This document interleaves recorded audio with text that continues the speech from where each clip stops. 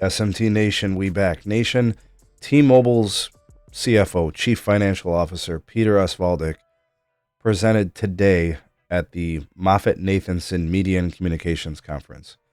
And I want to tell you guys what he spoke about. I'm sure it was really, really boring, but you might want to know kind of the highlights and what he mentioned. So we'll talk about that here in today's video. And I think it's a key indicator as to how T-Mobile is going to be moving into the future. Kind of understand how the company is going to be making their decisions. All right, link for the press release about this whole event will be provided down in the description below. You guys can check out more of those details if you like.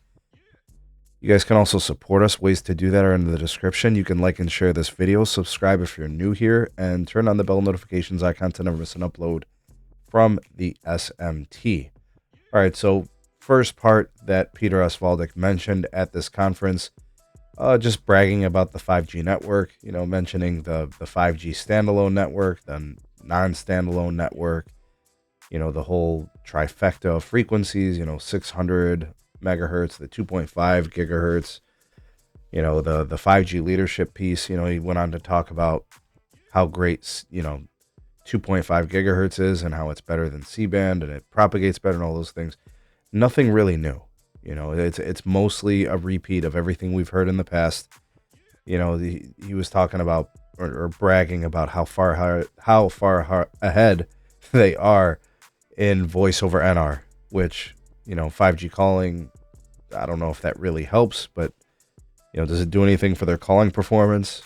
We'll look at data for that to see if that's the case. But anyways, he was bragging about the network slicing piece, just bigging up his company, and totally get it, respect it, and it's all good. But some of the stuff that was important, and this is where things get interesting. When he was asked about current and possible future acquisitions, his quote, "Whether it's US Cellular or whether it's our fiber joint ventures, it has to create shareholder value." Look, guys, this is important statements here. The reason why this is important is because if it's all about shareholder value, that's telling you who they're going to be focusing on when they make decisions. They're not going to be making decisions that, they would have made in the past. To give you guys a little bit more color on this to me tells me that they're going to be playing the margins very, very closely. They've got spectrum they want to purchase in the future. They've got home internet that they're trying to build, whether it's fiber or it's 5G home or whatever. There are projects that they want to complete and acquiring assets possibly from US Cellular and other things, and they need capital to do that. And this basically tells me price increases are imminent. They are inevitable. They are coming. And it's like a freight train. Shareholder value, they've got dividends to pay, they've got assets that they need to deploy, and there's purchases that they're going to make. They just bought Mint. They're probably going to get assets from US Cellular to the tune of a couple $2 billion.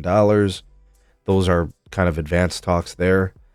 They're looking to do this thing, and that's what it's going to take, and another kind of thing that kind of was interesting. He also mentioned in regards to Mint Mobile, he said, they're pretty much going to operate it the same way as Metro.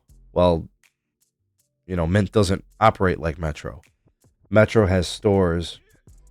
Mint basically operates online. Metro has, typical retail presence.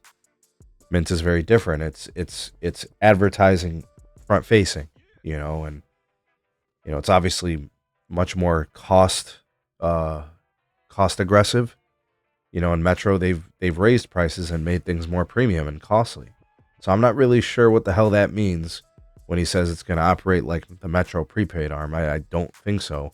And then of course you got Star Power with Ryan Reynolds. He was probably going to stay on and be involved with respect to the the advertising and branding. But this is kind of the direction things will go with T-Mobile in regards to these types of comments. I understand he's not the CEO, but he only works below one person, which is the CEO. So, he's privy to the direction and the goals of the company. So hopefully that gives you some insight onto what T-Mobile is up to and how they're going to be moving into the future.